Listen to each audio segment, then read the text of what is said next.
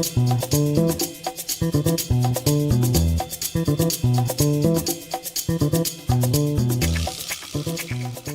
always after me, Lucky Charms. Why does everyone always laugh when I say that? What's happening, everybody? Woo-wee! St. Patty's Day. What's going on, folks? Welcome to Film Junkee Live. So you guys are doing good. Hit that like, thumbs up. Subscribe to the channel if you haven't already. If you want to become a member, do that. Support the channel. You know, I wouldn't hate it. I wouldn't hate it. And then, of course, got the Patreon as well. And then, yes, guys, happy St. Patrick's Day. Of course, I'm going to have to dip into the old Jameson. The old Jameson right here. Let's do that, huh? It's on a Monday. Patrick's Day, St. Patrick's Day on a Monday. Jeez. I don't know about that. But I did some celebrating already over the weekend, so cheers. Cheers.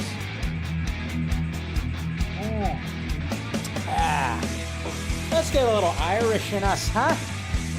All right, how are we doing out there? Who do we got? We got Eric right here. Well, here we hope a Starship Troopers that's actually true to the book, not a parody that misses the whole point. It is Neil Blomkamp, so probably. Ninja Gamer 13, why do some seem to think Gunn equals Hamada? And if he's fired, Zack takes over. Because they're insane. They're in a weird little fantasy world. That's just the way it is. That's all. And honestly, Zack does, I can assure you, he would not want the job of co-CEO of DC Studios. I can assure you with that. Safran's Batmobile and Earth 2 Joker are cool, but we must acknowledge Flash had the best live-action Batcycle and plane. I mean, I'll give you that. The Batcycle and the, yeah. I mean, it was essentially what we saw, well, not the Batcycle, but at least the, whatchamacallit, the Flying Bat or whatever, the Flying Fox from Justice League. It was just, you know, during the day, which was interesting, but hey, we got Ryan right here. Happy St. Patrick's Day. We got Fear Jason. What is happening? Good to see you, sir. We got Tony Movie Chappie D9 Neil Blomkamp fan. Of course, you're going to be excited for that. Hard-boiled. Well, we are getting it from my guy, Neil Blomkamp, and he said it will be more faithful to the book. Yeah, I mean, of course. It's just kind of funny, too, because, you know, yeah, you hear that and you go, whoa, whoa. I mean, obviously, we're all hoping for a District 9 sequel. We've been wanting that, but I think that's kind of out of the question now. It's been way too long. Way too long. What's going on, Shano? Happy St. Patty's to you. We got Music Man here. We got JD McRae. What is happening? Good to see ya. Hoy, hoy, Mr. Jason McKenzie. Always great to see you, brother. Always great to see ya. Hey, we got Rhea. Now, it's not a new camera. It's just a new setup. Just in my new place. That's all. Just a new setup. Lighting, you know, and all that stuff. And speaking of you, Rhea, thank you, because, hey, you are the executive producer of tonight. Thank you very much, of course, for being, why is that not working? What the heck? Anyways, it's not working. I was going to do the applause thing, but it's not working. I don't know why. Anyways, thank you, Rhea. You are the executive producer this week on Film Junkee. Thank you for the support of the channel and everything, and supporting the Patreon, so much appreciated. Rhea, why are my drops not working? Is that working? That works. But the other one didn't work. Wow, okay, interesting. Yeah, some of this stuff's not working. Interesting. Got to update this thing, I guess. But thank you, Rhea, of course, for always being supportive and everything, and love to get you back on the panel for the vodka stream. Much appreciated, of course. You're magically delicious. Thank you.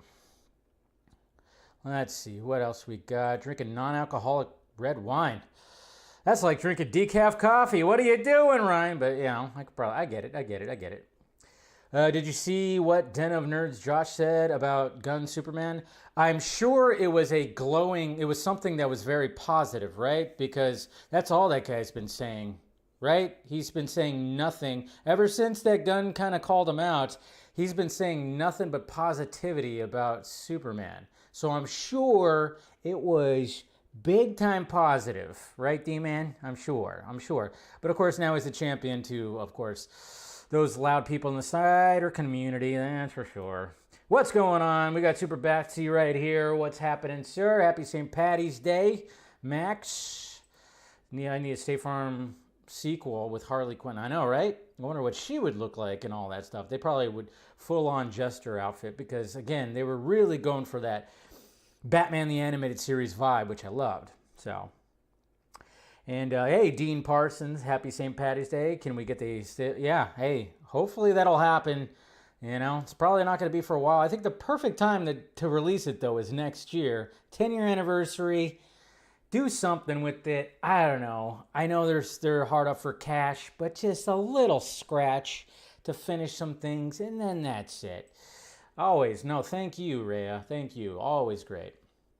Always great having you support the channel and everything. So your lighting looks so good, and the camera. All right, cool. Well, I appreciate that. What's the choice of drink on St. Patty's Day? Of course, the Irish whiskey, the Jameson. That's right, the Jameson whiskey. So that's what I'll be sipping on right now. Good stuff. I didn't have a full-on green shirt, but I'm wearing the green guy. I'm wearing the green guy, the Martian Manhunter. Over the weekend, my cousin actually had a St. Patty's Day party on Saturday, which was great. And I wore a shirt that had, you know what I wore? I wore my Film Junkee Matrix logo shirt, if you guys remember that. It's down in the shop if you want to check that out. But, I have the Film Junkee that's written out in Matrix writing, so obviously it was green. And I had two green shirts that I threw out when I was trying to just, I have too many t-shirts. So the two green shirts I had, which was a Green Lantern shirt, and then the Release of Schumacher cut shirt. I didn't want to get rid of the Release of Schumacher cut shirt. It was all green, but I got a size too big, and the fabric wasn't all that great. So I tossed it. I'm glad I still supported that whole thing because they did, a whole charity when it came to that. I don't know, probably about 2 years ago or something like that. So those are the only two green shirts that I once had. So I went, shit, I don't know if I have any green shirts. So I wore that. And then my brother, luckily, had an Irish clover kind of tie. So I wore a t-shirt and just the tie. So I was, that was my whole thing when it came to that. But yeah, so had that. And my cousins, they made corned beef, of course, and did all the fixins that are Irish fixins, and it was absolutely delicious. Melted in your mouth. We played fun games, and yeah, I got pretty tipsy. So great stuff. So Jameson is the executive producer tonight. Well, no, you are, Rhea. You are. Jameson is the co-executive producer. That's for sure. But yeah, yeah, that was, of course, had a little bit of this over the weekend too, but I got this. I was like, you know what? I should have got this for the vodka stream on Friday. But then I'm like, nope, I'll just get it today and sip on it while we talk about some movie nonsense right here. And again, thank you guys for tuning in. Make sure you hit that thumbs up. Do all the things. And we're actually going to be, the first thing we're going to actually be talking about when we go to the tweets, well, we're going to be talking about a different green guy. That's right. We're going to be talking about a different green guy. And we're going to be talking about the Toxic Avenger. Now, the Toxic Avenger is finally coming out. Finally coming out. This movie got shown, I don't know how long ago, at some kind of festival or convention. Forgot which one. People saw it. People said it's outrageous, absolutely crazy, all those things, which is what you expect for a Toxic Avenger movie.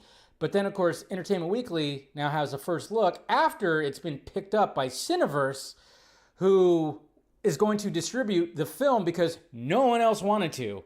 But here we go. Peter Dinklage, Toxic Avenger. And there he is right there. What? He does look ridiculous. Look at him. Look at him. Full-fledged costume, full-fledged makeup, bodysuit, everything. Look at that. That's right. That's right. Turn off the music. Forgot to do that. And then they also released a poster. Let's see. I can find the poster here. And of course, yes, we have the poster as well. And there's the official poster. The hero we need now. The Toxic Avenger. And then, of course, there's good old Toxie with his I don't know what exactly that is. His staff, his something, his broom. I don't know what it is. It looks like almost like a glowing mop. I don't know.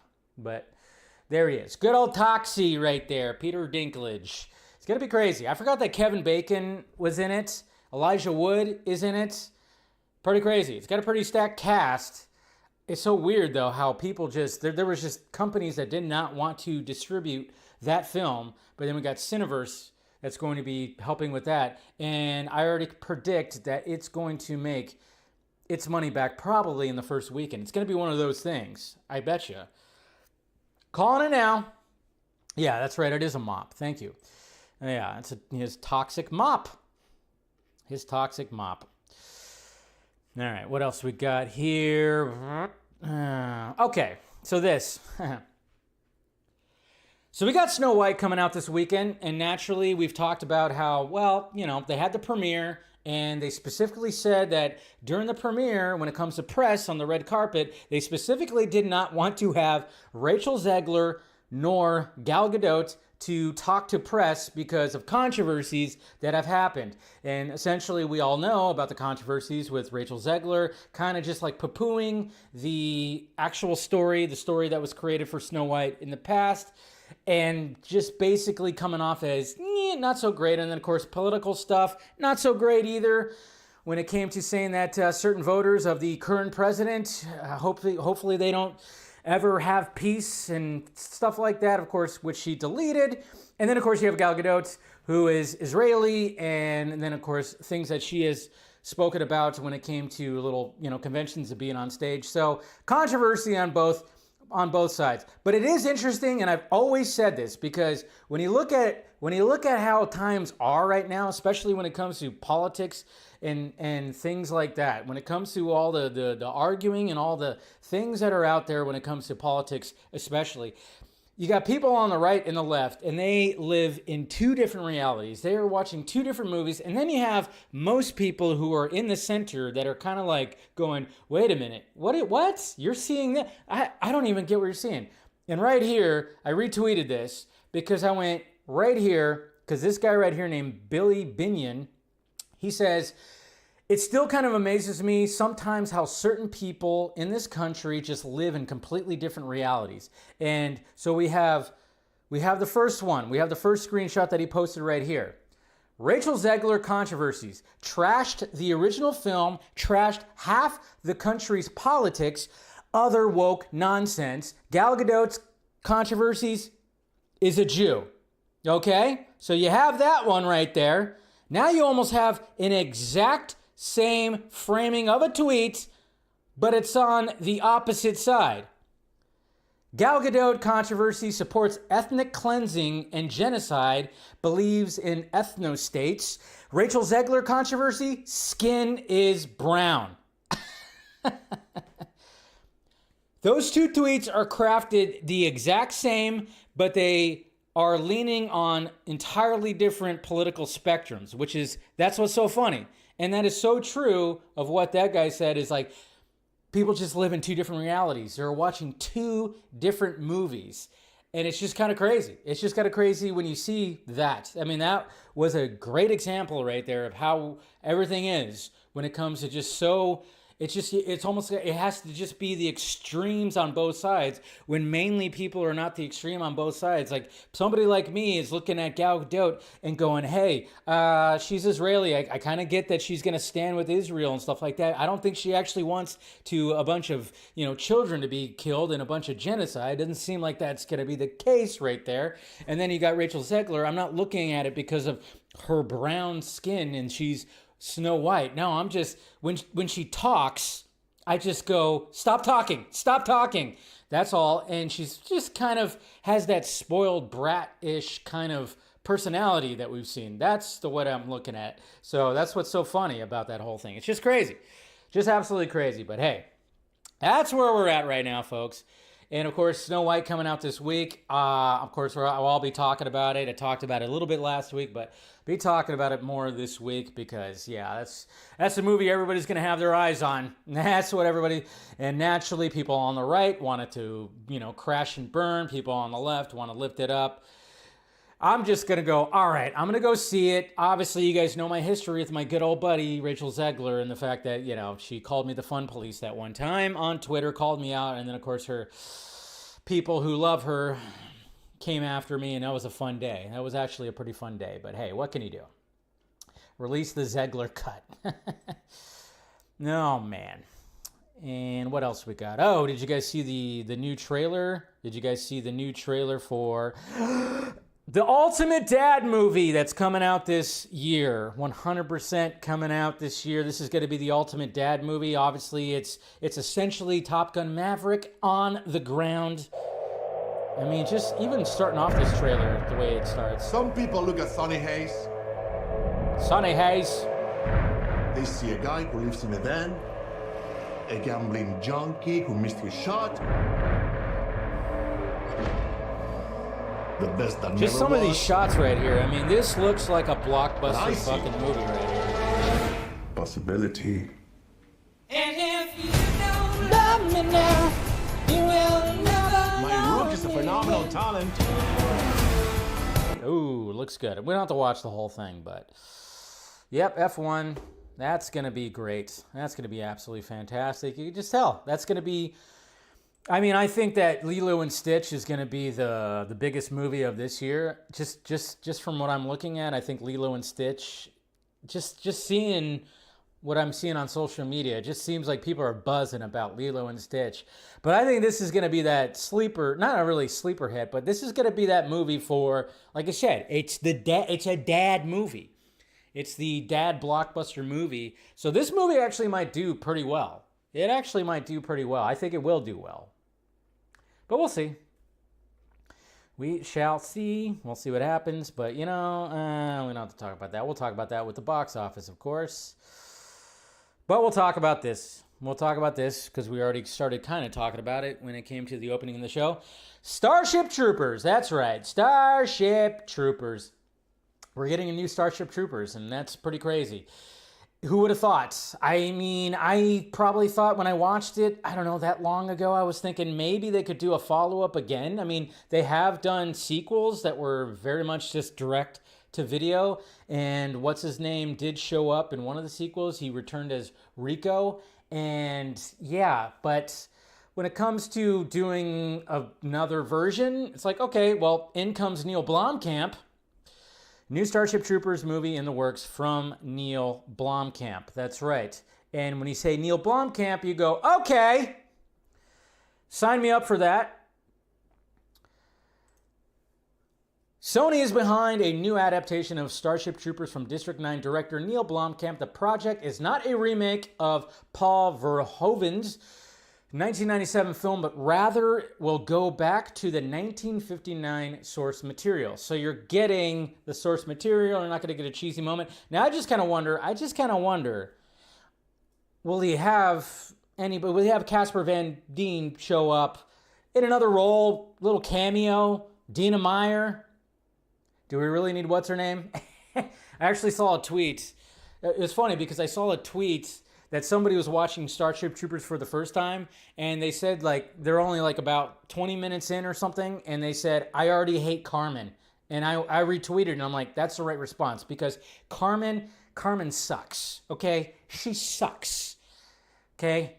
Dean, you know, when it comes to Diz, she's great. She's great, and Dina Meyer, who plays Diz and is still so goddamn gorgeous. I had a crush on her way back when. Still have a crush on her now. She is totally like somebody tweeted this, and how dare this person? But of course, this is somebody that doesn't even have a profile picture. But she quote tweeted this: "Dizzy is ugly as shit, especially when naked." So nope.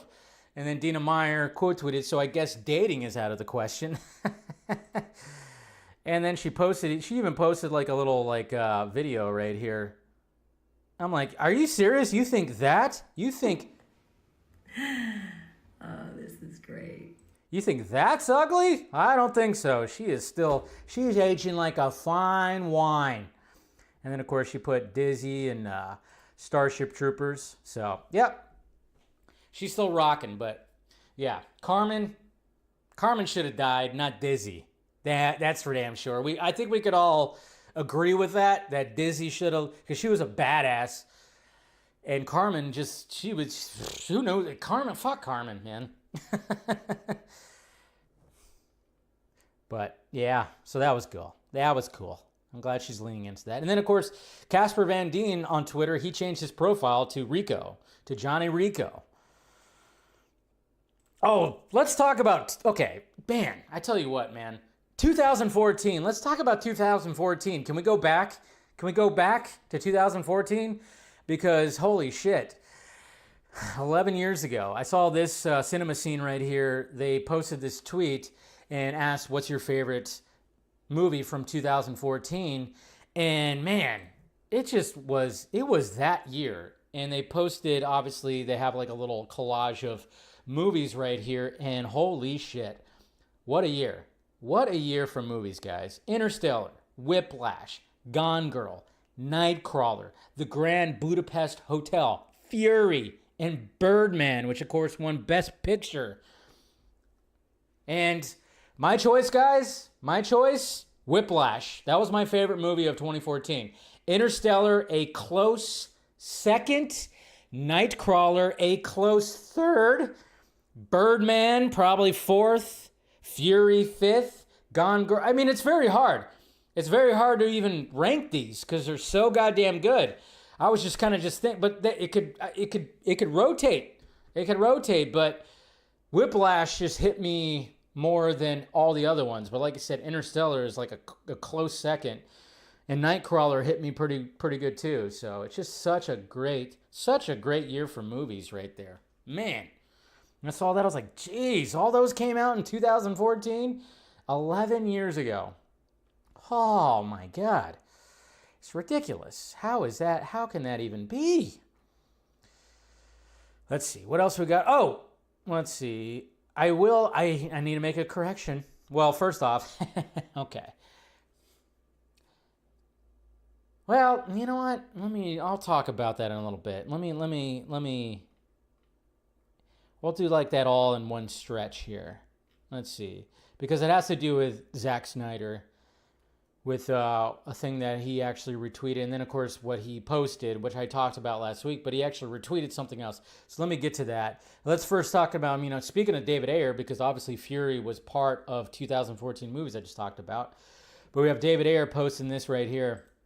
And I love that David Ayer he posts behind the scenes images that he can. And obviously we got A Working Man that's coming out, and he posted, this is what Jason Statham sees. And it's just kind of cool because you see, when an actor is like in a certain space, and then you got all the crew that are just like kind of, just in a space too. And you got multiple cameras just to get everything you can. Look at this. It's just so cool. So you have 3 cameras, and then you got one little handheld camera, and then a couple other crew member guys. And I'm pretty sure that's David Ayer right there in the middle. And it's just kind of cool that he's all, this is what Statham thinks. Well, we got all these cameras in my face. We got all these cameras. That's my sad attempt at doing a Jason Statham impression. I'm just saying. Okay. So let's talk about Zack, as we do anytime that Zack is like posting things and interesting things. And naturally, last week he posted about that comicbook.com article, which is written by Brad Coran, who was actually on the Vodka stream on Friday, and we talked about it. And he talked about how he totally just was logged off Twitter, had no idea, and then he sees all these notifications that Zack Snyder posted his article, which is awesome. I love the fact that he posted his article, and it's just that made his year, probably, when it came to obviously one of his favorite directors, if not his favorite director, reposting an article. And it's just out of the blue that Zack decided to post that article talking about how Man of Steel is pretty much DC's best live action teaser trailer. And I posted my video that I clipped from last week's stream, and I posted it on Twitter, and I put all these little bullet points.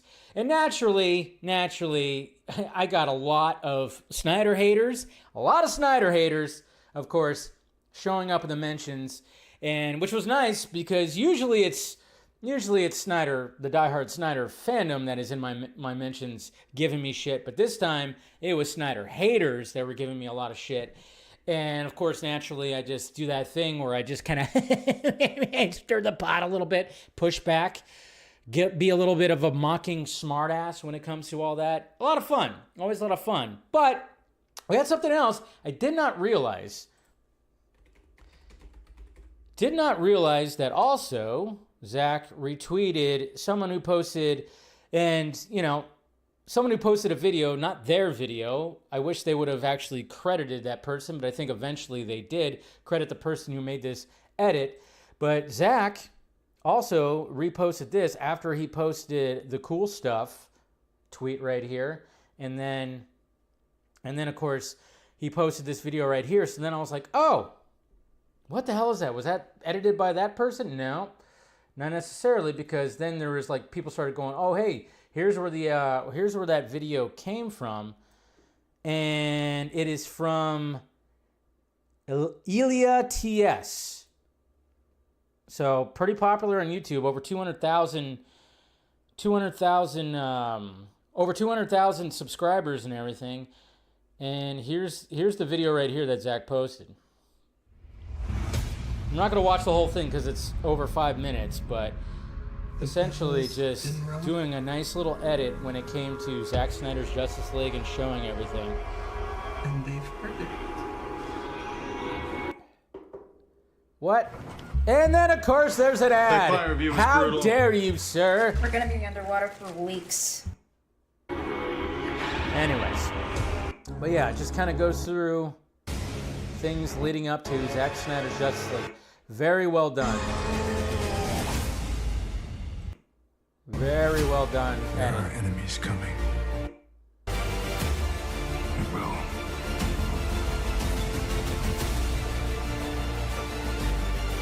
Last till.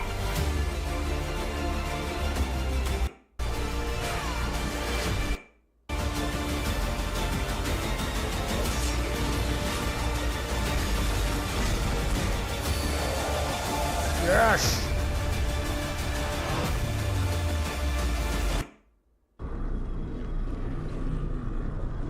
Goosebumps.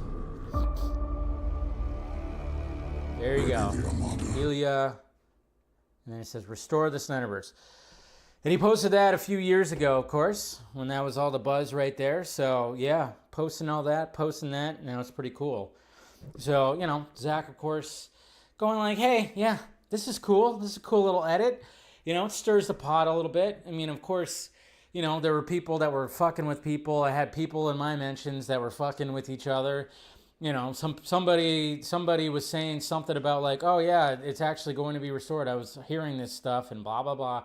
People saying all that things. And then of course I got tagged in things and I went, all right, guys. I didn't even like acknowledge it because I'm like, yeah, it's bullshit. Obviously it's bullshit. But Jay Oliva also retweeted that too. So that was cool. It was cool to see that. But I also will say, because I did mention that, when it came to, and I apologize because when it came to, of course, this right here, when I talked about Jared Purrington, I said Parrington, not Purrington. He responded to my video, which was nice of him. Jared Purrington, who of course made that edit right there, that animated edit. He's all, oh yeah, and by the way, it's Purrington. You guys know I'm notorious. I have a knack for mispronouncing names or reading them wrong or something like that. It's just my brain, So I apologize, Jared. And you do awesome work, and he's done very awesome work. Check him out. Follow him on Twitter, Jared Purrington. But cool stuff. Cool stuff. You don't like Jake Gyllenhaal? Mr. Gyllenhaal? Who doesn't like Gyllenhaal? But anyways, that was, so that's what Zack was doing. And of course, Jay Oliva posted that. And you know what, guys? This shirt's perfect for me. Because, as I've gotten older, I mean, I totally felt this shirt when I saw it. I'm boring. All I do is stay home and watch movies. I mean, yeah, what is wrong with that? I mean, naturally, I'm working on things. I'm working on videos and posting shit and whatever the hell. But it's all about movies. But hey, I mean, you know, you get older, you just go, I don't need to go out. I don't need to do, you know. I did the whole bar hopping scene when I was in my 20s. I mean, I used to go out on Tuesday nights, $2 Tuesday nights, you know, and have a bunch of freaking $2 cheap drinks and then have to work the next day. I couldn't do that now, even though I work from home. Even though I work from home, I could easily probably do that now, but my commute is literally from my bedroom to right over there. So I could probably easily do that, but do you want to? No, you don't want to do that now. Now I'm just boring and I just want to watch movies. I just want to watch movies. What's wrong with that? Just stay home and watch movies. And yes, guys, Will Smith apparently has a new album that's going to be coming out, which he hasn't had an album that has come out in 20 years. His last his last album that came out was back in what, early 2000s or whatever, and apparently he's got new music that's going to be coming out, according to Hollywood Reporter, and naturally we just have to make the stupid joke. I bet the new album slaps. Ba-dum-bum. Come on, get out of here. I know, that was a dumb joke. Easy joke right there, right? Easy joke.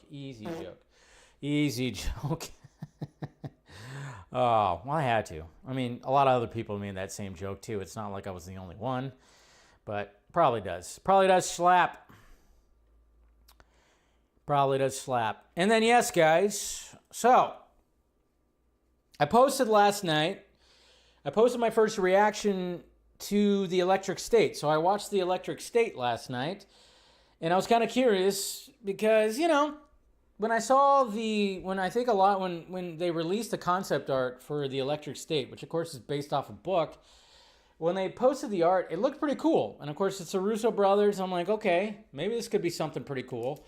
And naturally, they've been promoting all of that. And it premiered on Netflix this weekend. And obviously, I was home yesterday, and my brother was home too. And I was like, hey, man, you want to fucking watch The Electric State? This kind of movie? I don't know. So we watched it. And hearing a bunch of negativity, obviously, when you go to Rotten Tomatoes, you go look at the score, it's not good. And the biggest controversy was how much Netflix spent on it. The budget was so inflated. They spent so much money on it. But I was like, okay, let me just watch the movie as the movie. And if you guys saw my first reaction, it's not bad. It's not bad. We enjoyed it. It wasn't anything like super spectacular where we were like, oh my God. It might not be a movie that I'm going to watch. I'm not going, oh, I can't wait to watch it again. It's not one of those movies, but it was enjoyable. It was decent. It felt like I had no idea that it took place in the 90s. I had no idea. So I think that helped because I'm a child of the 90s. So that helped. A little nostalgia in there somewhat. But, I thought for the most part it was done fairly well. It was fine. Yeah, I mean, sometimes it just doesn't feel like it was like cinematic. I don't know what it is about sometimes, especially when it's Netflix movies, it just doesn't feel like, there's like, God, what is it about sometimes these movies just feel like a TV movie? Essentially it is, I guess you could say, but for the most part, I enjoyed it. Most of the jokes were kind of like, whatever. Some of them I laughed at one in particular. I can't remember what it was. There was like a certain joke in there where I actually did laugh the most on. I don't know. So I laughed at some of the jokes. But I was okay with it. Give it a shot. If you have Netflix, is it going to hurt? Go ahead. Put it on. See what it's like. I thought it was, I enjoyed it. I enjoyed it. I really enjoyed it. So I recommend it. Especially if you grew up in the 90s or even partially grew up. I had no idea it took place in the 90s, which was cool. And then this is cool too because, I mean, we love the guy, right? He's back. Guess who's going to be hosting the Oscars next year? They didn't hesitate hardly at all. Only took a couple of weeks and they're like, yep, Conan O'Brien is definitely going to host the Academy Awards next year. And would not be surprised if he hosts many years to come. I mean, he did a fantastic job. He actually made it enjoyable. I was getting a little tired of Jimmy Kimmel. He kept hosting. And you getting Conan there? Conan just totally went for it. He went for the jokes. He went for stupid jokes. He went for Conan O'Brien jokes. And I've been watching Conan O'Brien for decades. So it was awesome. It's awesome. And then, yeah, guys. So, no bueno. No bueno when it comes to this, but Village Roadshow, you've seen the logo in front of movies. And this is kind of interesting because this actually talks about, of course, just the way that things are things that are going on in the movie industry. And then, of course, Warner Brothers Discovery, obviously they're having a tough time when it comes to just getting back on track, for sure. But right here, Discussing the Film posted this. Village Roadshow has filed for bankruptcy after fallout from financial dispute with Warner Brothers over The Matrix Resurrections. They were the production company behind The Matrix, Joker, the Lego Movie, Zoolander, I Am Legend, Mad Max Fury Road, and Happy Feet. Of course, that's all, very successful movies right there. Those are all successes. Yeah, what was not a success was The Matrix Resurrections. And I remember this was during the whole day and date thing. So when the pandemic hit and the whole 2021 day and date thing came to be, I remember thinking, well, this is probably a good idea for the time that we're in. But I guess the long-term effects of the day and date thing, the industry is definitely still feeling that.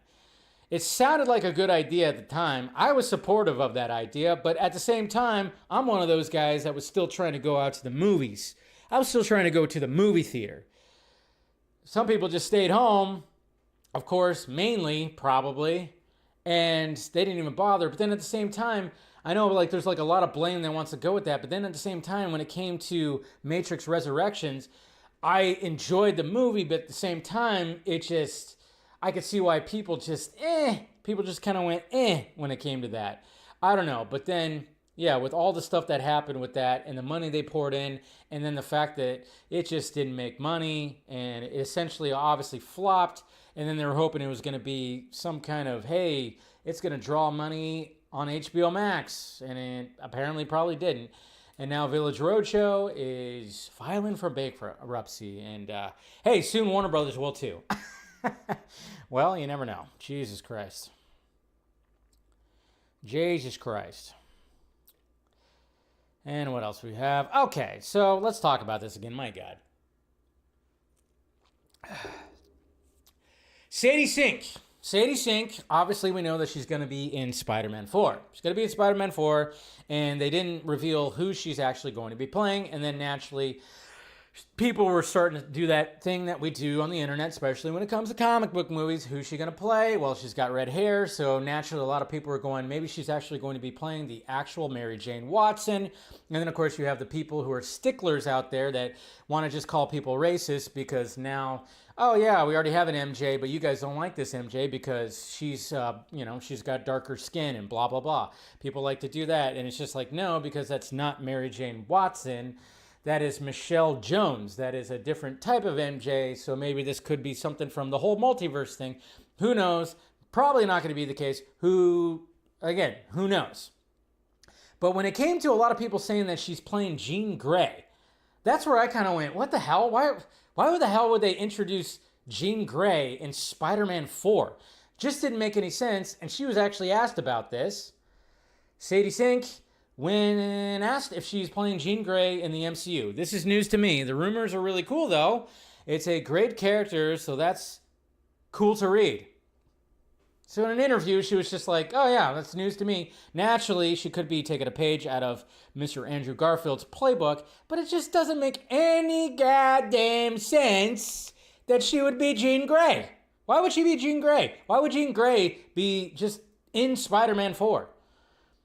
You know, Felicity. I mean, the MJ thing, I don't think she's actually going to be that either. But I don't know, people are thinking that, you know, she's going to be Felicity, right? I mean, I think a lot of people are just assuming that or something. I don't know.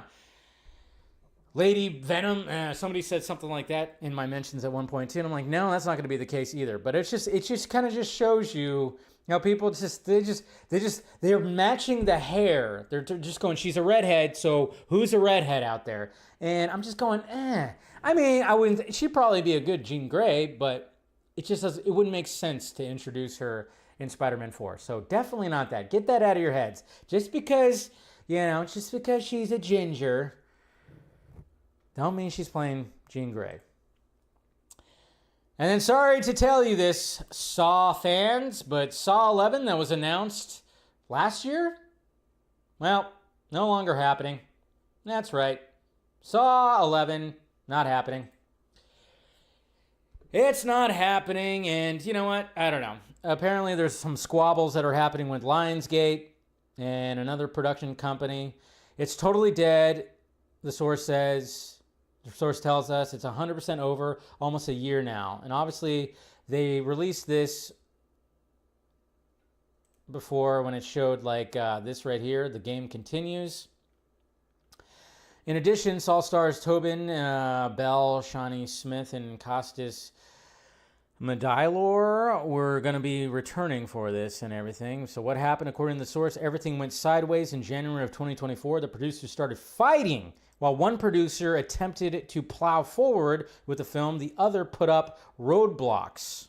Ugh. But what about Lionsgate? Surely the company that Saw helped build would have stepped in to steer the lucrative ship back on course. Our source suggests Lionsgate didn't have anyone to smooth over the disagreement. As it stands, the series still has a number of dangling plot strands left to be tied up. The Saw 11 effectively canceled is the franchise robbing its fans and creators of a proper ending. What becomes of the series after this? I don't know. Start over, whatever the hell, probably. What's funny about that, though? I had a whole spiel about this before. Because when you watch Saw X, and you see how that all played out, and I went, wow, that was it was uniquely brilliant how they brought Jigsaw back, because we have to remember, they somehow made 10 Saw movies, but they killed Jigsaw in the third movie. The third movie, he dies. He gets killed. But somehow they kept it alive by doing like these random side characters, and they did random things where, hey, this is actually not present day. This is that.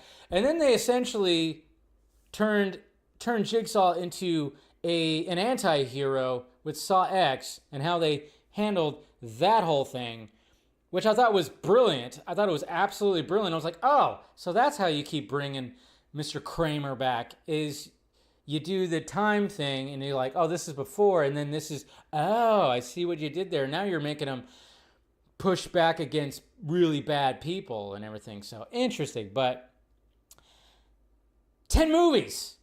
That's a pretty good run.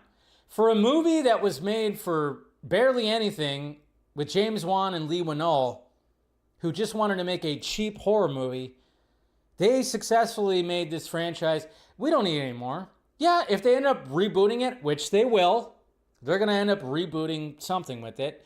But 10 movies is pretty good. And most of them are decent. Most of them, I think the initial 3 is a good trilogy. And then 4, 5, and 6. And then they had Saw 3D, which was weird. And then they had Saw 8, which was called Jigsaw, which actually was better because they did that whole, hey, this is, this part right here takes place back 10 years ago while it's currently moving. And I thought that was a pretty brilliant way. And then, of course, they had the Spiral movie with Chris Rock. That really didn't work for me. It was a spin-off more. And then, of course, they brought back with Saw X. And essentially, like I said, they made John Kramer more of a superhero and defeating very evil people instead and saving a little girl. And I'm like, oh, brilliant. You guys did something brilliant right there. But I think there doesn't really need to be any more. If they're going to reboot it, and they will, because that's what happens, they're just going to reboot it. And who knows what they're going to do with that. But hey. And then, oh man, well, I'll wait for that, I guess, because we're going to be talking about Mortal Kombat. So, all right, there's the tweets, guys. There's the tweets. Cheers to that. God, I love Jameson. One thing about Jameson, you know, for any whiskey drinkers out there, one thing about Jameson is it's a pretty perfect sipping whiskey. Now, when I was at that St. Paddy's Day party over the weekend, we were taking shots of it, and I'm going, oh man, I don't want to take a shot of this. I want to sip it because it's just such a good sipping whiskey. It really is. Just such a good sipping whiskey. Yeah, most whiskeys I like to sip. I don't like to shoot it, you know. Vodka I'll shoot, but vodka I'll also sip as well. So, you guys know me and my vodka. All right, let's talk about some DC news. Something happened. Something happened pretty much, I mean, I guess you could say over the weekend. Not over the weekend, but, you know, it was just kind of like, well, I don't know what it was exactly, but James Gunn did post something. And it was this right here. So, you know, it's kind of funny because last Wednesday, on Wednesday's Film Junkee Live, I talked about how there was a rumor out there that good old Zazzy Pants, David Zaslav, was basically, you know, not happy with certain decisions that have been made when it comes to the film department and the flops that have happened, you know, like Joker, and then, of course, even Mickey 17 that's looking to flop a little bit. Yeah, a little bit. It's going to flop pretty... like $100 million maybe, something like that, they're going to lose. But there was that whole article that came out, the rumor out there that he was looking to get rid of Pam Abdi and Michael DeLuca that he brought in.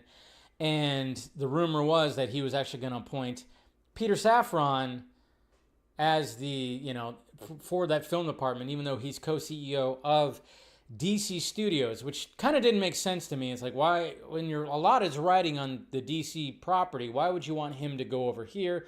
I don't know, but I almost think that James Gunn was like, well, we have a little thing that we did over the weekend that was a private thing. I don't know exactly what it was. Seems like nothing has really come out from that, but he posted this right here that said, Peter Safran, David Corenswet, and I had a great time speaking in front of a wonderful folks of WBD yesterday. Now I'm just kind of wondering, so was this strictly just Warner Brothers employees? There was no press, I'm guessing, because we didn't hear anything about anything. But there they are, the three of them. And it almost is just like, hey, we're squashing the rumors that that Safran and, you know, Gunn's going, hey, Safran and I, now we're still going to be good. We're still good. We're still doing the DC Studios thing. I don't know. We'll see, but... So that happened over the weekend. That was just very interesting. Just almost didn't make sense. Well, the rumor didn't make sense, but then this, I was like, all right, so apparently there's no press or whatever that was there, but cool. And then, of course, naturally, I mean, I already talked about it, and I'll talk about it again. I talked about it on the Vox stream, but I'll talk about it a little bit again. We have that new promo art, which, of course, you could see on my thumbnail. The promo arts that, not art, it's actually, well, I don't know. When it comes to these promo images, it's like, yeah, they take pictures. They take so many pictures of all these actors in the costumes, and then, of course, they tweak it to appeal to toys or clothing or something like that. And we got this. Somebody took a picture of it, found it out in the wild, a little card that comes with a backpack that, of course, has David Corenswet rocking the new costume, and the costume looks, of course, better than, you know, that first image for sure. And I even said, hey, the logo has really just, I don't know, the logo's really grown on me. And then it's funny, too, because that's the backpack that it's attached to, and some people were making fun of the whole fact that, well, you have the costume that is just a standard kind of loose-fitting costume, not super tight and everything, and then the backpack literally has built-in pecs and abs. It's kind of funny. It's like, oh, yeah. And then some people on the other side of the discourse were like, well, maybe that's what the new costume's going to look like. The new costume's going to be shiny and pretty awesome like that, and it's going to have all the muscle definition. No, that's not going to happen, and I hope it doesn't, because I want something different. And that's what I appreciate about the new costume and what Gunn was trying to do. He's like, I didn't want the costume to look like a wet t-shirt. Makes sense. And then, of course, there it is, and it's full-on like HD, and that totally looks better. You can really see the colors look really good, and the texture, yeah, some of the lines, maybe it could use less lines still, but at the same time, really like the texture. I know some people are still having issues when it comes to that collar, but I don't know. I think it looks pretty great right there. But you want to see something pretty crazy? You want to see something pretty crazy? Well, what if it was Henry Cavill? Ah, somebody put Henry Cavill's face on there. It fits. It fits. It does fit, right? Anybody? Henry Cavill wearing that costume? No, we want Henry Cavill to wear his normal costume, but somebody did that, and of course I had to show that because I saw it on my timeline. But there he is. It's crazy how close.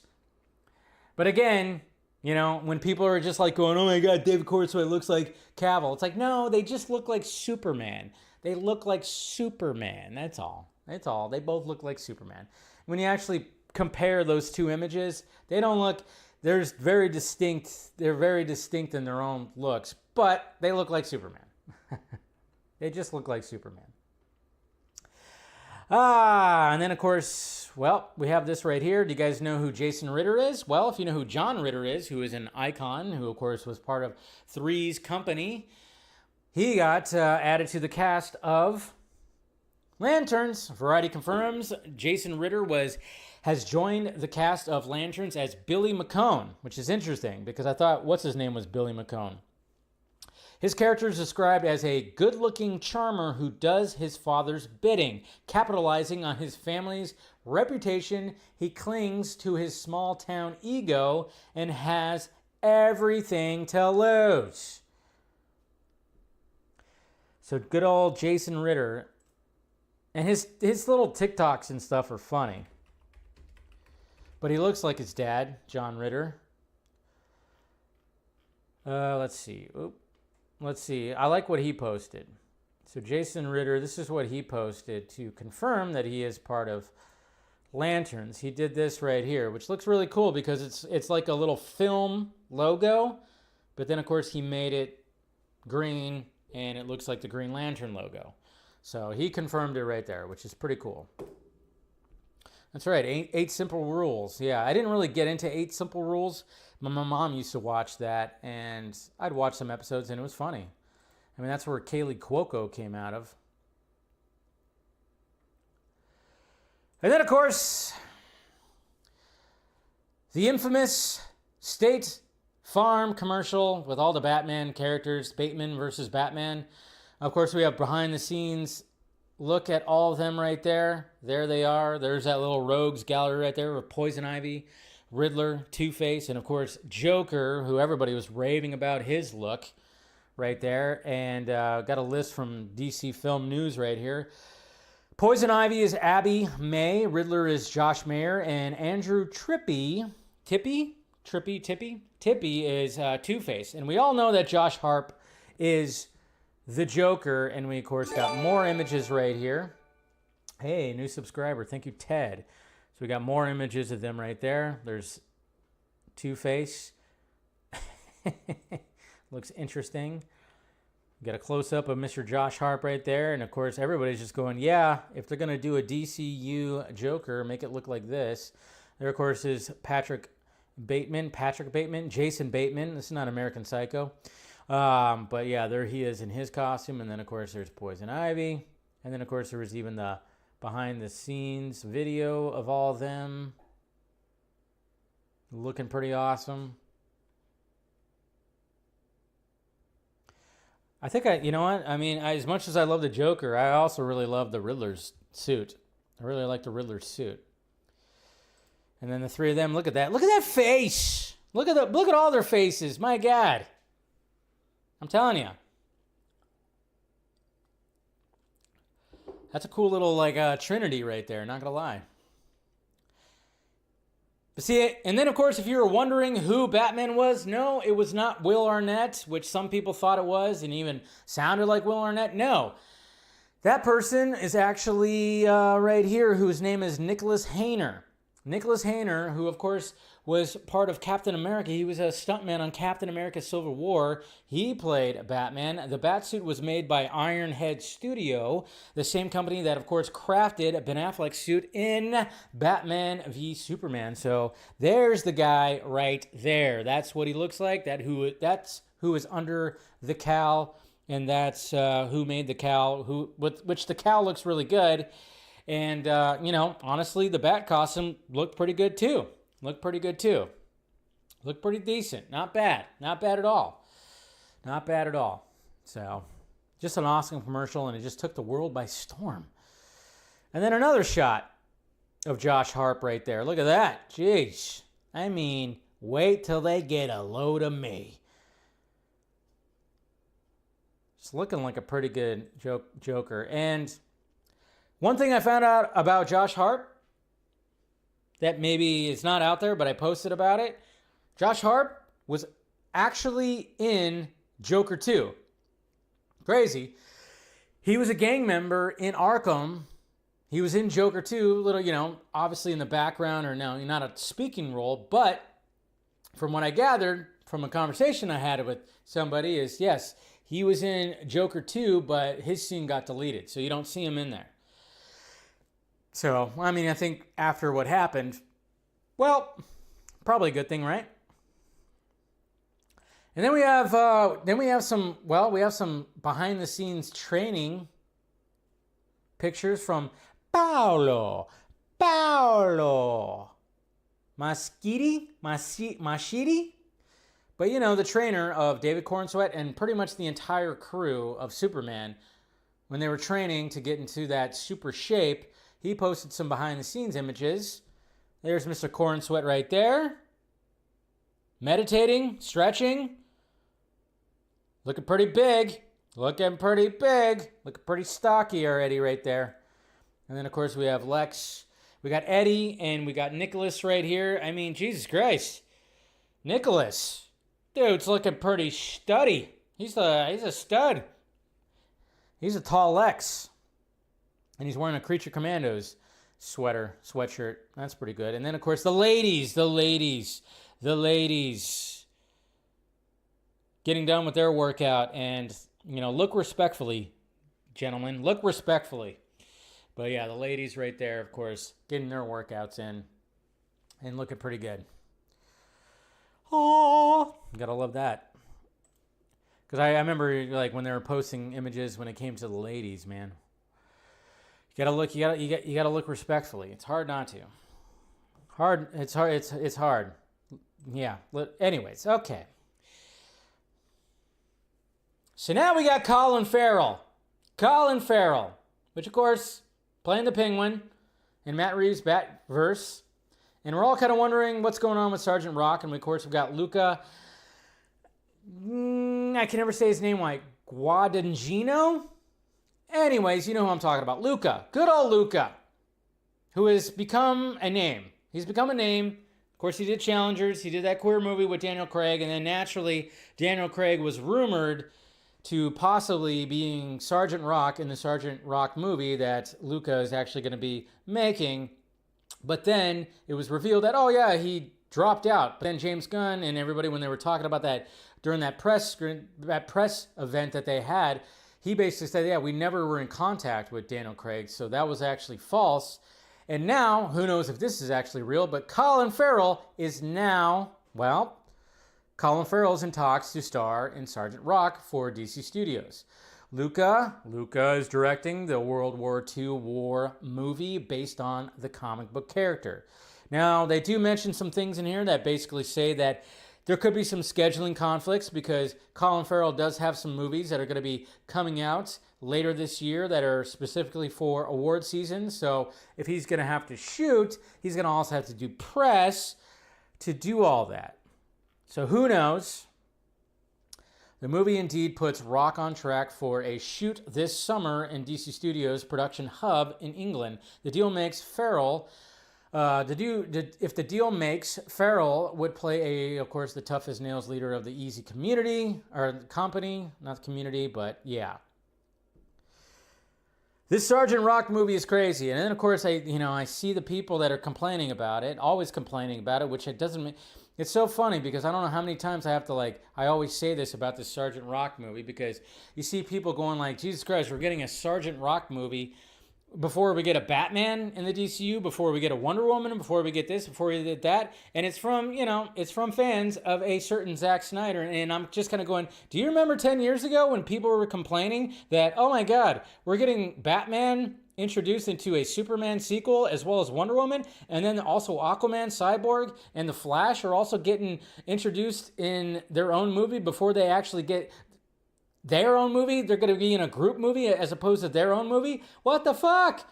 Remember when that was all happening? Now we got the same people who are defending that are now going, why are we getting this before that? And I'm like, okay, understandably, it's not the same because Sergeant Rock, but at the same time, I don't know how long a Sergeant Rock movie has been floating around. There's been numerous scripts since the first Predator movie of Sergeant Rock, and then Quentin Tarantino back in 2019 apparently read one of these Sergeant Rock scripts and said it was so good that he thought about directing it. And I went, whoa. So hopefully whatever this script is that Luca is doing is partially whatever that's going to be.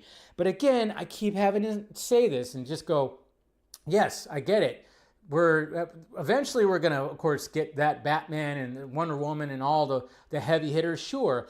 But again, if you have a movie with Luca, who is becoming one of those auteurs, who is becoming one of those directors that people see that name and they know exactly, oh yeah, he directed this, he directed that. If he wants to direct this movie and it's going to be a small budget war movie that doesn't have to be full on connected to the actual DCU, the actual universe, where it doesn't have to be fully connected, it could just be its own thing, and it could be made for cheap, and it just gets good word of mouth where it makes a profit.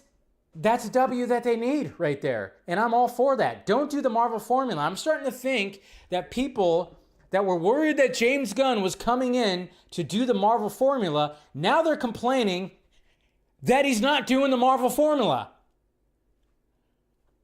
What?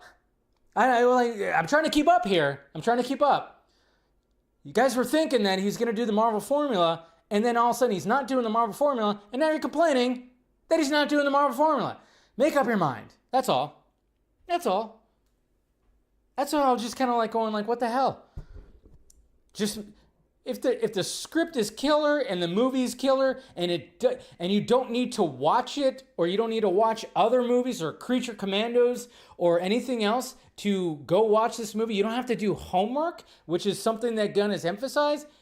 Perfectly fine by me. It could stand alone on its own thing and have maybe a couple little Easter eggs. Just a couple little Easter eggs. Perfectly fine. Because again, we also know that there is, let me see, let me pull this up right here. Because there was also something else too in lieu of all this. Let me see. Somebody sent me a screenshot. It's this screenshot right here. So this was also put out there as well. Obviously talking about something. We all know that James Gunn he's teased that the thing that he's working on right now is something that has not been announced yet or not talked about yet. Nobody knows about it. And we had DCU Hype right here that posted this that said, the next DCU project that James Gunn is directing will be connected to Superman. Now, naturally, everybody's just going to the whole world's finest thing, which essentially could be the next thing. Probably could be the next thing. If it is, fine. That's fine by me. Make a world's finest. Perfectly fine. I actually do kind of like the fact that, wow, Gunn is kind of following, go back to the whole saying that Zack Snyder is the blueprint. The fact that he made his solo Superman movie, and then he makes a movie with Batman and Superman. And I don't know if Justice League would be the next thing, but at the same time, would not hate it if hey, Batman's gotten too much love with his own solo movies again, so let's have him be part of the next movie with Superman. And we finally see that dynamic. I mean, I love BVS so much, one of my all-time favorite CBMs.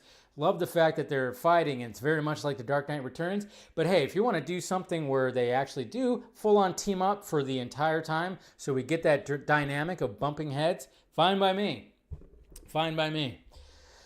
But that's the thing. It's like, okay, while he's doing that, there's nothing wrong with somebody like Luca, who's a good get to make and just like Mike Flanagan writing that Clayface movie, and hopefully they're going to get somebody who's going to do that justice, pardon the pun. Make these small movies so then you can get those small wins while you're also getting the bigger movies in tip-top shape. I don't see what's wrong with that. Again, he's not doing the Marvel formula. People thought he was going to do the Marvel formula. He's not. Literally, like, there's Clayface and Sergeant Rock will be rated R adult movies. I don't see the issue. If you can make it from cheap and they could be little successes where they only have to make like $150 million to $200 million at the box office, that would be a win. So I'm just looking at it like that. So, but that's just me, guys. That's just me. But that's all the DCU news I got for you right there.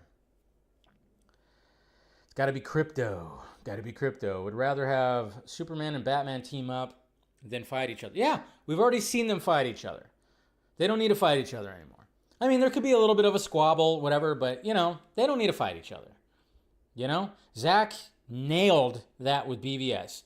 Zack nailed it with BVS and basically brought Dark Knight Returns, their fight, to life. And he nailed it. Gunn doesn't want to do that again. He's like, well, but I want to do the team-up thing. Okay, do that. Zack showed that too, but there wasn't enough. That's what sucks. The fact that we didn't get more from Zack, because we didn't get that dynamic with... We got it a little bit. Not so much, even in Justice League, because Superman's dead most of the time. He's not alive. And then when they bring him back and then they do all that stuff, we get him fighting again, essentially.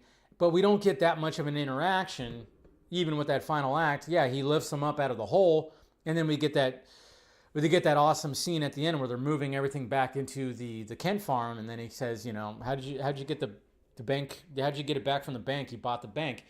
Great little exchange right there, but that's all we really got. We didn't get. I always felt like, damn it, we didn't get enough. We didn't get enough of the interaction between Clark and Bruce or Batman and Superman when it came to the Snyderverse. And, of course, we would have gotten more with the sequels. All right, let's move over to the Russos. The Russo Brothers. Well, one Russo brother really talks a lot. The other one stays pretty quiet when it comes to a lot of things. And there's been a couple of things.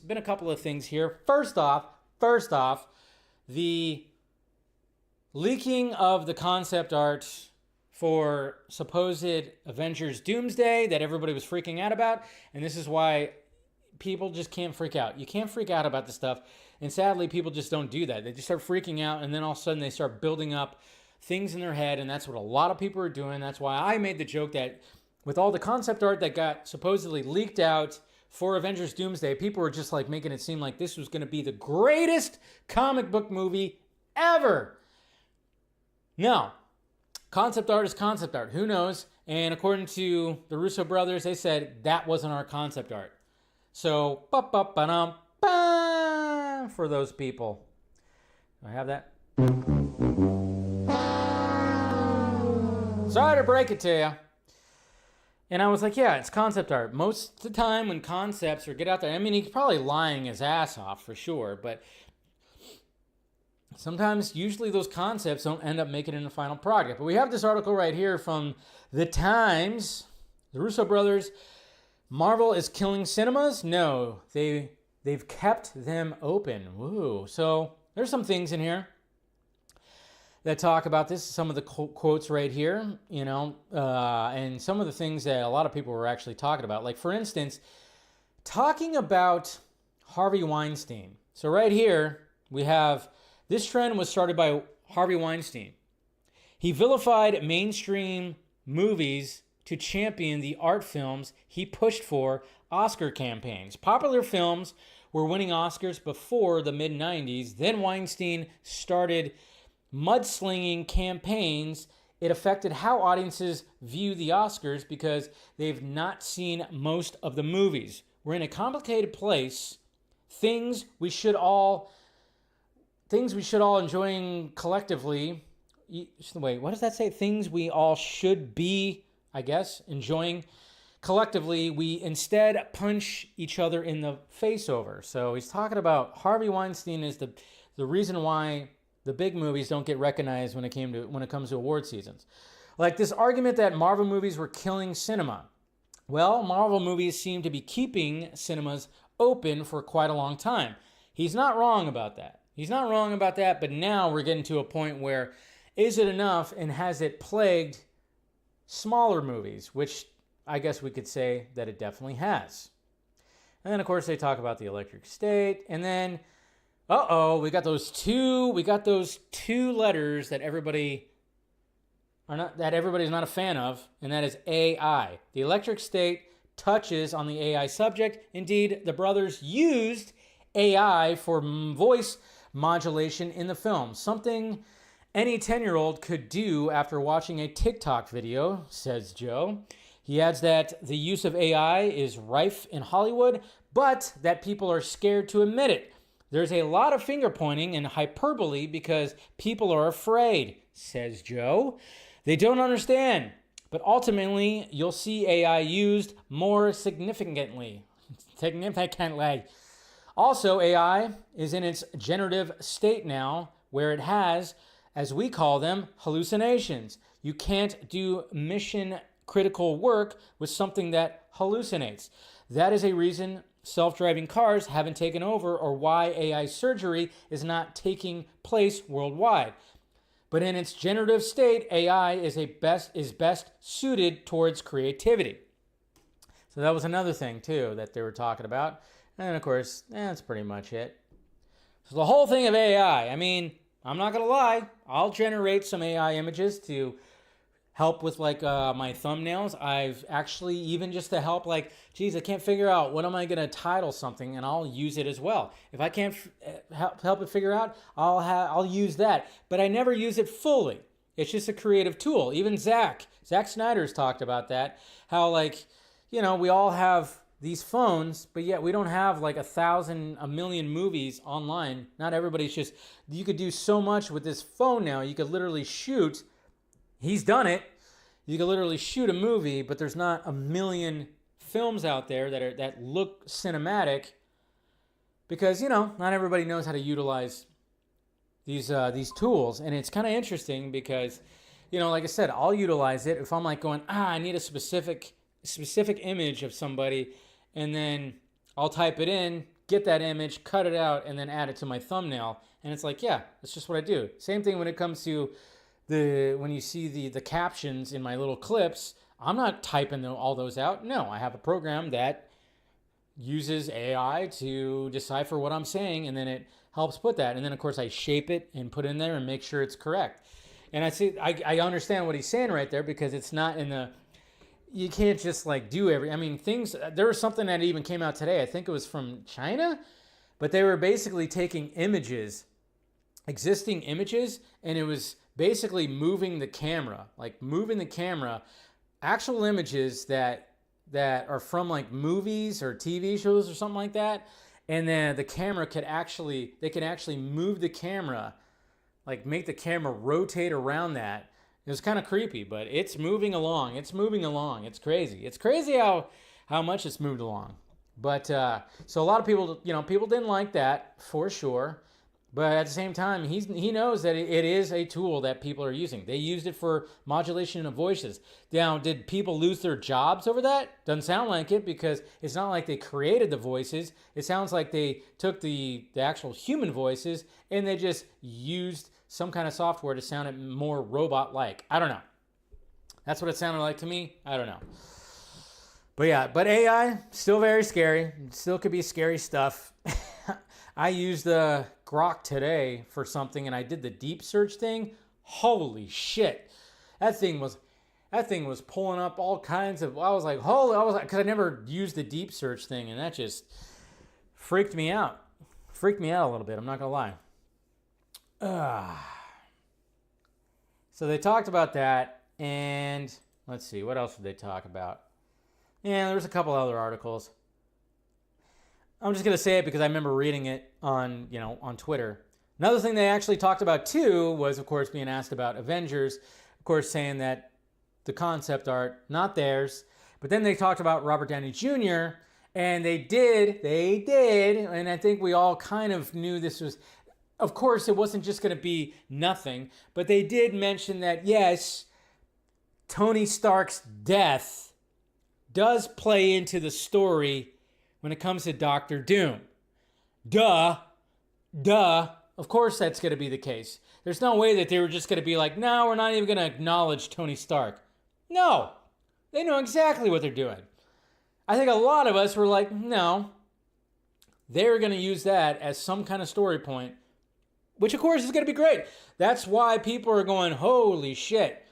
Like, I'm still not fully on board with Robert Downey Jr. as Doctor Doom, but the whole fact of the matter is that he was Tony, and that's going to play into the story. I'm curious. I'm very curious when it comes to that. So we'll see. But yeah, that was like one of those things that was mentioned during some of these rounds of interviews right here, where they were just like, oh yeah, can't tell you the details, but yeah, the death of Tony Stark does play into. And then of course, you can. I remember seeing people on Twitter and everything like that when they talk about the sacred timeline and what do they call that specific type of. What do they introduce in Deadpool and Wolverine? Because Logan was that special. What was he? The special, some kind of special being. What was it called? Somebody tell me in the chat. Sacred, special. I don't know. But if that person dies or that person leaves that timeline, that just the whole thing goes. That whole timeline just ceases to exist or something like that.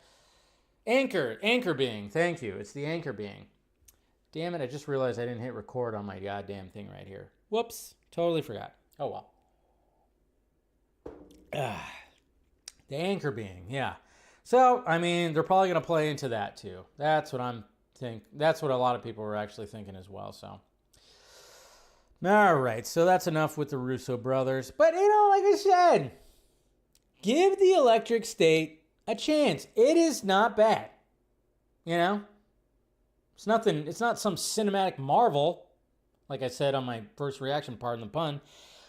But it's not bad. It's an enjoyable movie. Especially if you're a 90s kid. 90s kid, and it might be for you. I had no idea it took place in the 90s. All right, let's talk about the box office report. Oh, man. Super low box office report. Yeah, pretty low. Pretty low. And it sucks because, again, when people complain, Hollywood's ran out of original movies. No, you motherfuckers who complain don't go out to see the original movies. And that's what I hate. I try. I've been actually on a pretty good streak, really. And I saw Black Bag over the weekend, and I posted my first reaction. Of course, I can even see, people are just not interested because, and I knew it too. I even thought, am I going to even post my Black Bag first reaction? It's not going to get views. People are not going to look at it, but I'm like, no, Dave, you can't think like that. When you're a YouTuber, when you're trying to post and you want to obviously you want to get the views, you want people to see it, you start thinking about that. And sometimes that can get in the way, which of course, that's what happens when it comes to the whole, even though the movie industry and everything. So I remember I didn't post it till the next day because I just kind of got home and then I went to bed shortly after I got home because it was kind of late. But it's a really good movie. Black Bag was a really good movie. It's an original movie, well acted. Steve Soderbergh nails it. People are enjoying it. People are loving it. And hopefully it gets some good word of mouth. And then, of course, you had something like Nova Came that's also an original movie.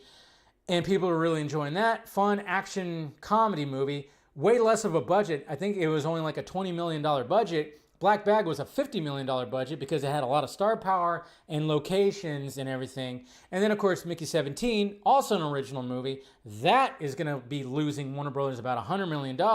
Not good, but here we go. Box office.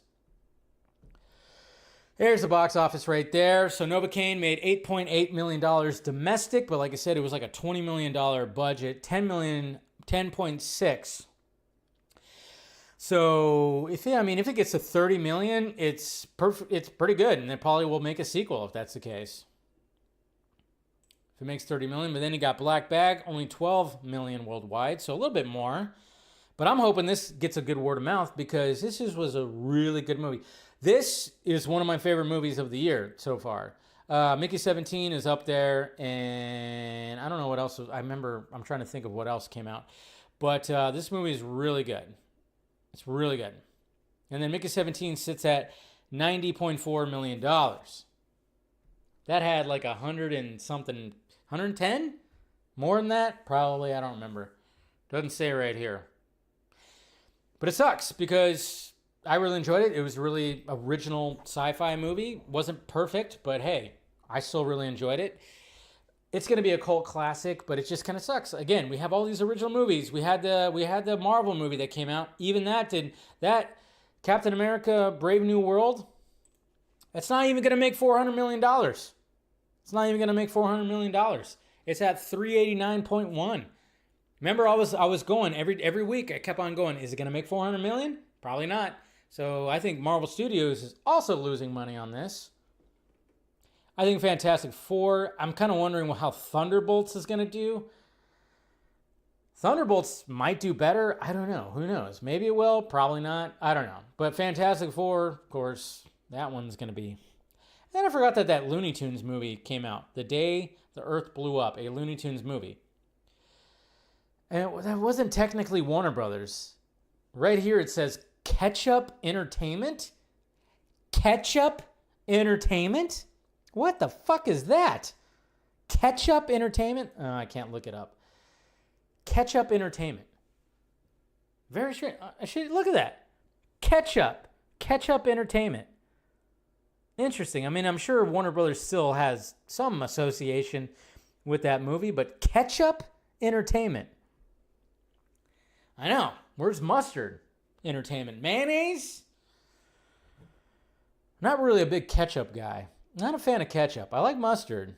You know, you get a good pastrami, you got to put that mustard on there. You got to put that Dijon.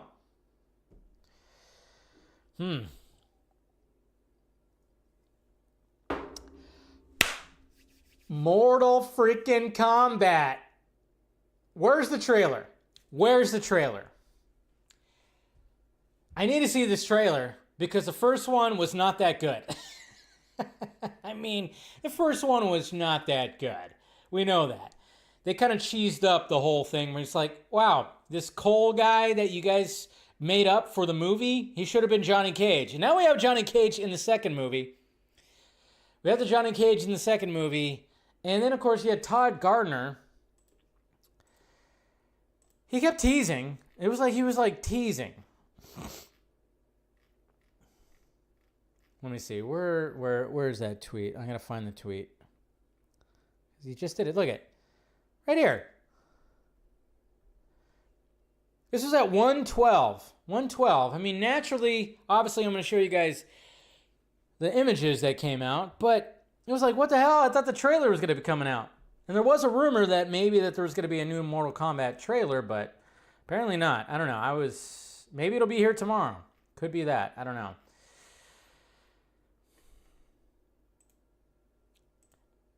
But we have Entertainment Weekly. Entertainment Weekly got their first images. We got first stills from Mortal Kombat. And there's a Johnny Cage right there. What? Carl Urban looking like Johnny Cage. I guess. Again, I have to see the trailer because I just don't know. With Carl Urban playing Johnny Cage, I love Carl Urban. I think he could probably do something with it, but it just seems like a miscast. And then it looks like, Sonya Jax and then Liu Kang right there.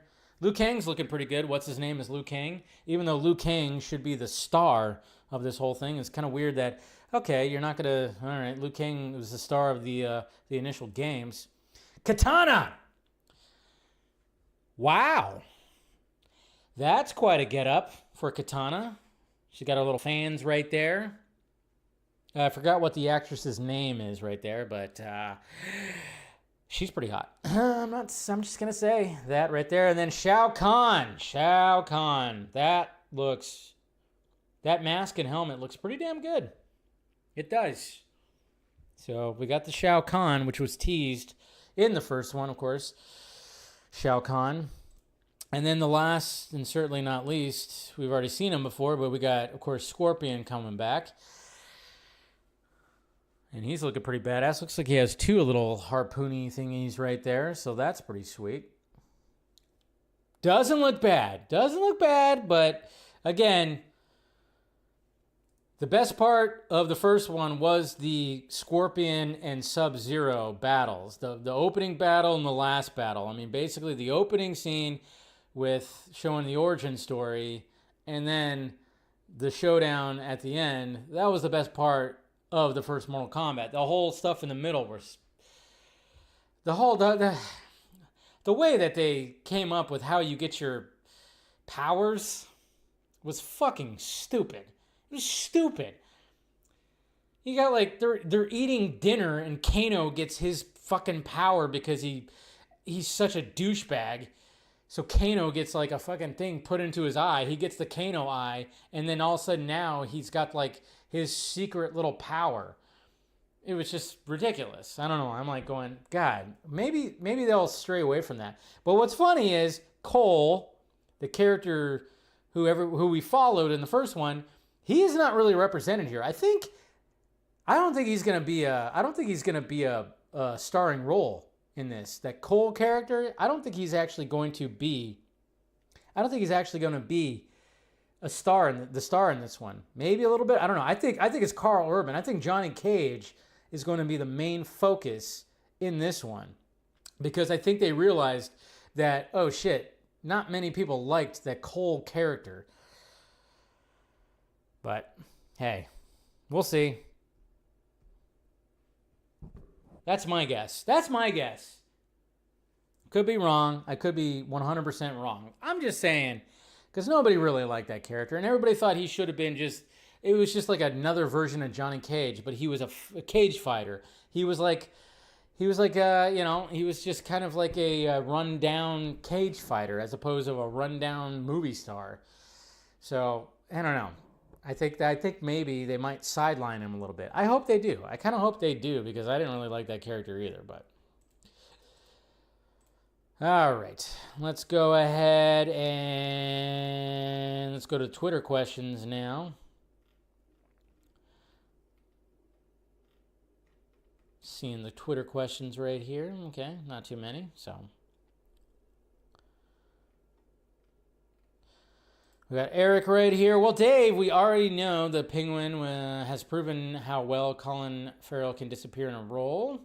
Playing a badass American Army sergeant would underline, italicize, and boldface it. I see what you did right there.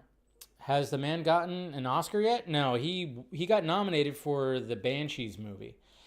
You know, it's kind of funny because the Banshees movie is an Irish movie, and today is St. Paddy's Day. Kind of strange that this information about Colin Farrell being Sergeant Rock gets released on St. Paddy's Day. Coincidence? Huh. I don't know. It's very weird. I'm just saying.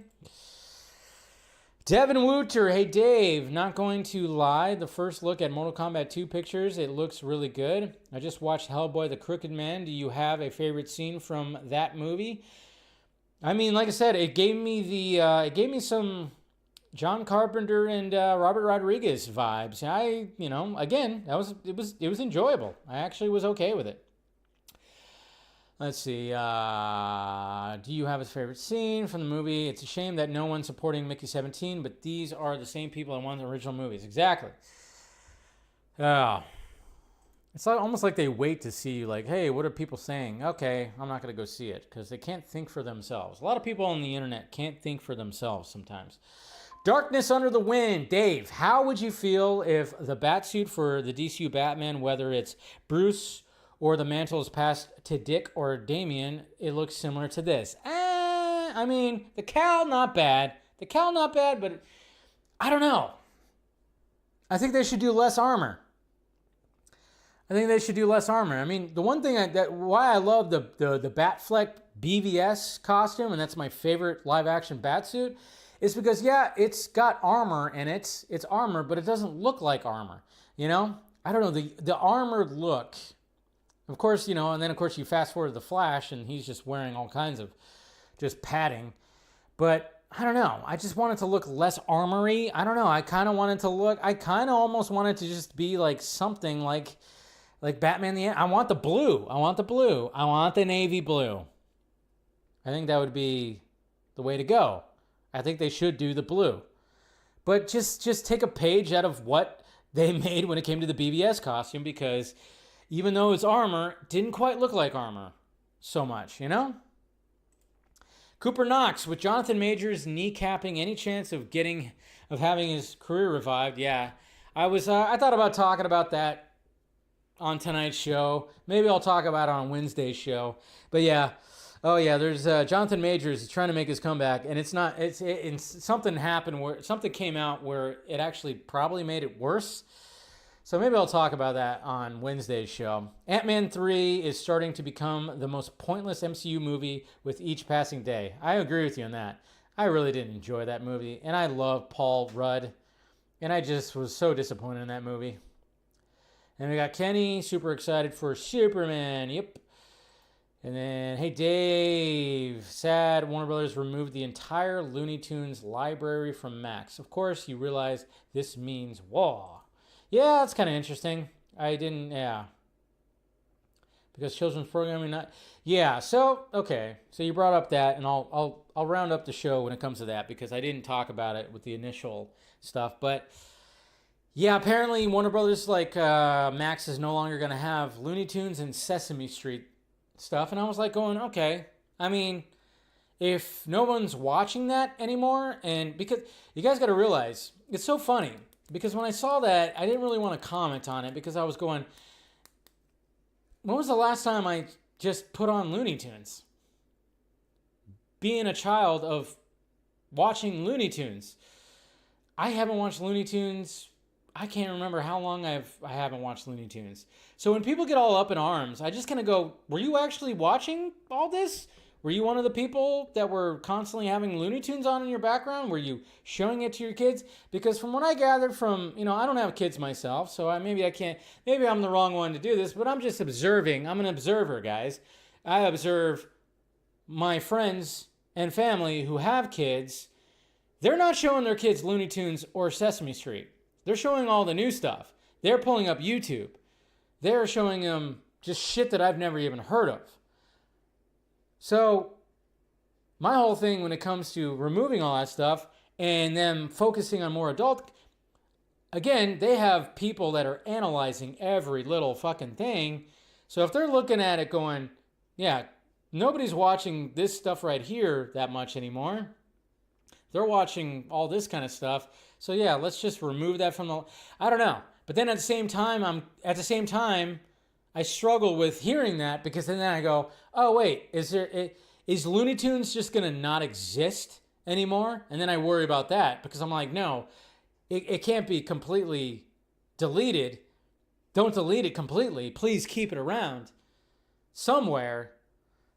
I almost feel like I'm talking almost like like Christopher Nolan. Please don't get rid of it. Keep it around. It's still good. No, but I'm just saying, I don't know. And then I was kind of going, Cartoon Network still shows those things, but I don't know. It's just interesting, because I can't remember the last time I watched Looney Tunes. I never was a Sesame Street kid. I never was. Never was a Sesame Street kid, so that doesn't even affect me at all. Never was a Sesame Street kid. But I just hope it still can, I could still I don't know if it's in physical media, which I'm sure it's still in physical media or something like that. And maybe eventually I'll just be like, hey, I'm just going to start watching Looney Tunes again. But at the same time, I'm going, well, I can maybe see why they did that, because if no one's watching it, seems like kids these days are watching all this other shit. The parents are just having them scroll through like a kid's TikTok thing. I don't know. It just doesn't seem like Looney Tunes and Sesame Street is just what kids are watching. So I don't know. Scooby-Doo. There is a new Scooby. Yeah. It's like they keep on trying to like hold on to this, but maybe, I don't know. It's interesting. I'm just talking about like how I'm feeling, because, Coyote versus Acme, I would very much watch that movie. But at the same time, they didn't push. But then again, it's a catch-up entertainment for that fucking Looney Tunes movie that came out this weekend. And I'm just kind of going, oh yeah, I remember hearing something about that. That came out this weekend? What the hell? I didn't see anything about it except for like a couple of stills. I don't know. But I'd very much, if they did release Coyote versus Acme, I would go see it. I watched the last Space Jam movie. It sucked, but that's mainly due to, well, the writing and the fact that LeBron James just sucks. Somehow he was worse than Jordan in acting. Jordan, I just accepted. I don't know. First Space Jam, excellent. And maybe that's just the nostalgia part of me. I don't know. But the second Space Jam, shit. Pure shit. I thought it was great. I thought it was just, nah. I did not think it was good, but